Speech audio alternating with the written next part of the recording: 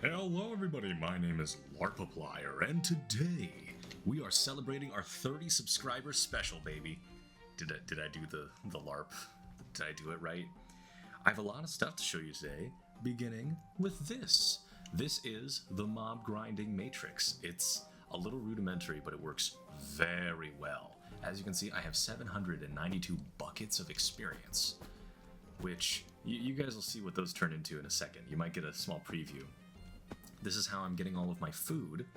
It's these hoglins that they have low health and instantly, oh, well, they don't have low health, but they spawn burning, so that down here, they give me tons of cooked pork chop, which I can throw into my bag, and because of my auto-feeding upgrade, it will automatically feed me. Getting the base resources for making computer chips is very easy. First, you turn on your witch generator. Then, you turn on your piglin generator. Now, with their powers combined, they're going to very quickly overload my storage system. However, you can see right down here, we have a bunch of redstone and a bunch of gold. There's probably some that spilled over. I still need to optimize the collection system here. This thing is pretty loud and it generates a lot of XP, which I've turned into these. This is my factory, and this is something that I would like to call the machine. Now, originally, to make the computer chips, I imagined an assembly line with like synchronized mechanical arms that would be able to assemble the chips in a satisfying way. But fine dining like that isn't our forte on this channel. This is how the sausage gets played. This mess of power, computer, and item transportation cables pride themselves on function over form. Except for this one thing that I actually did put thought into engineering, my automatic blaze cake feeder right here. We have a variety of mechanical, I just realized this thing is floating. We have a variety of mechanical arms feeding cobblestone to these basins up here. And when basins get superheated by a blaze burner, they generate 50 millibuckets of lava. However, to make a blaze cake, it only requires 25 millibuckets. What are blaze cakes? They're these bad boys right here. The most notable application being throwing them into blaze burners to superheat them. Now, if I just swap over to my create goggles, you will see here that this is a max level boiler, which is just fancy talk for it's super powerful and we don't need to worry about power generation really. Here's all of my lava.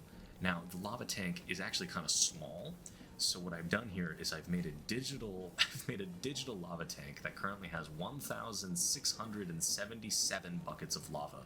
And growing, but that's only because it's taking from this bad boy. Right here, and I store it right here, so if I'm ever in a position where I don't need to generate fuel, I'm able to just pop in my spare lava and put lava directly into my computer system. When I made the boundary for this factory, I wanted to keep everything kind of inside the walls, so no machines can really go past this line. So that's why this whole system is really like condensed and kind of like, honestly, this feels kind of cool. Also, we'll get back to these. Let me be like a small child back in the 30s and go into the machine here. This is mechanical. This was my first lava generator. I thought I could get away with just one mixer feeding into the lava. No, this thing eats power.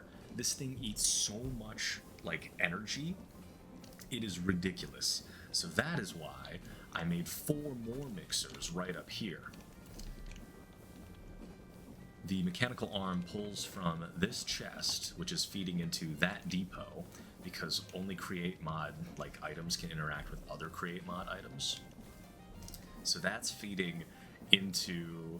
Wait, where are you feeding into? Oh, this one's just feeding this mixer.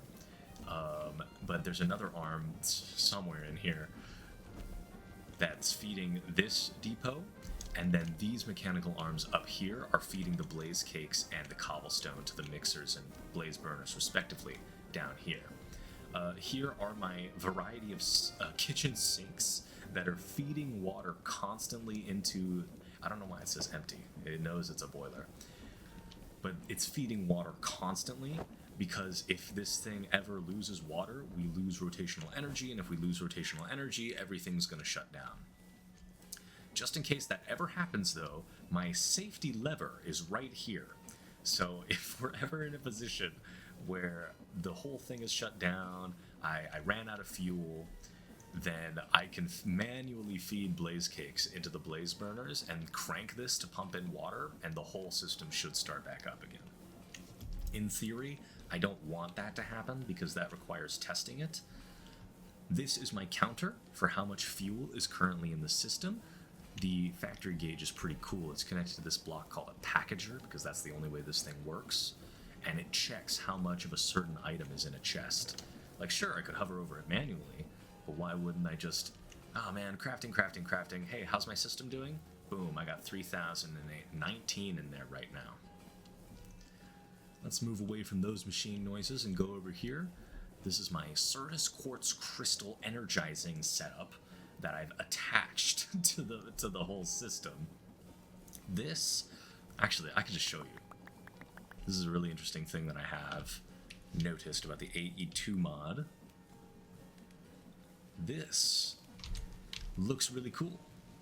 Let's just zoom in here. Oh yeah. Oh yeah, that's the good stuff. I don't know why I love particle vomit. It's kind of like a weird. It kind of just looks neat to me. Is that weird to say? Oh, these drawers can normally only store up to 2,000 items. As you can see, that says 679 million.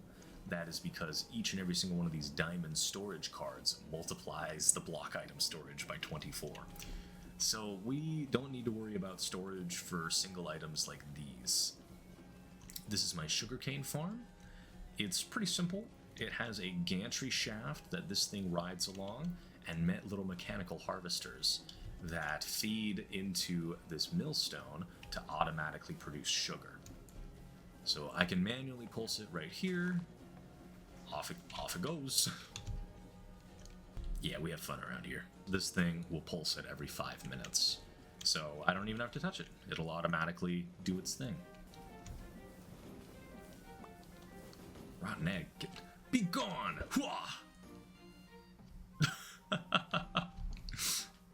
This dimension terrifies me because I have no idea how far it truly goes. It's probably infinite now that I think about it. There's no way the boundary can, like, why would there be a boundary? It doesn't matter.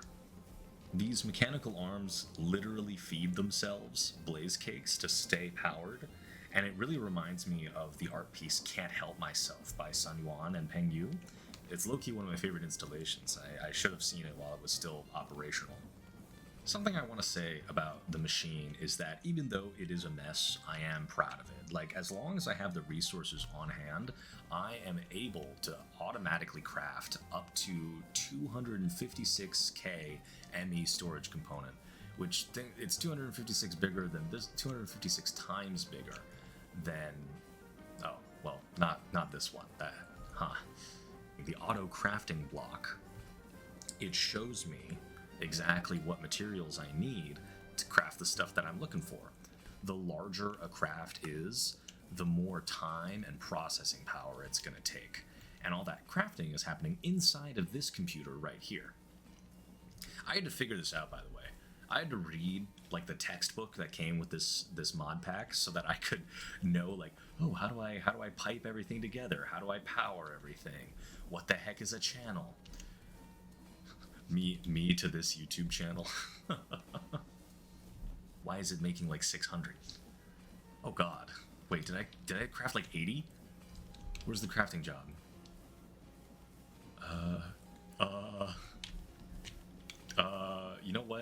You know what? It'll be fine.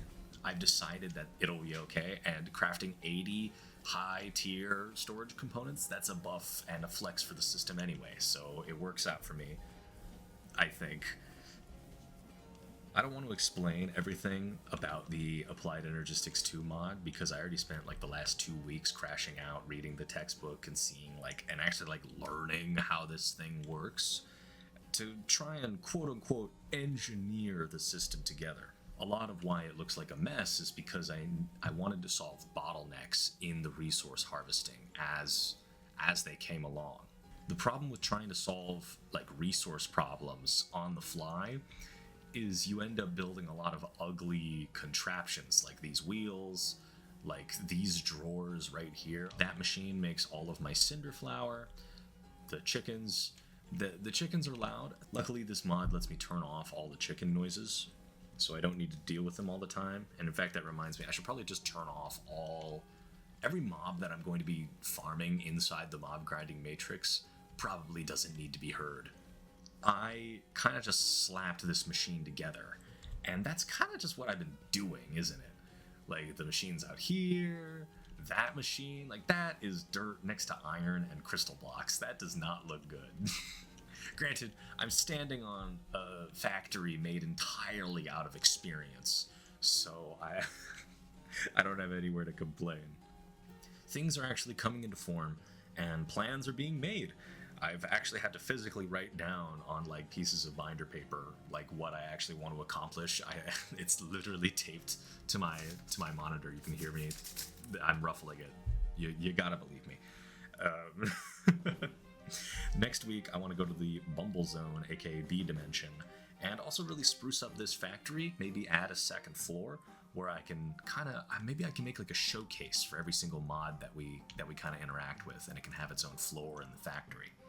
If people want to see a build video, we can do that. Or if you have suggestions for something I can build, as you can tell, design is my passion. I'd love to see your suggestions. I hope you enjoyed this video. Remember to like, subscribe, comment the machine down below. Thank you for tuning in for our 30 subscriber special, and I'll see you guys next week.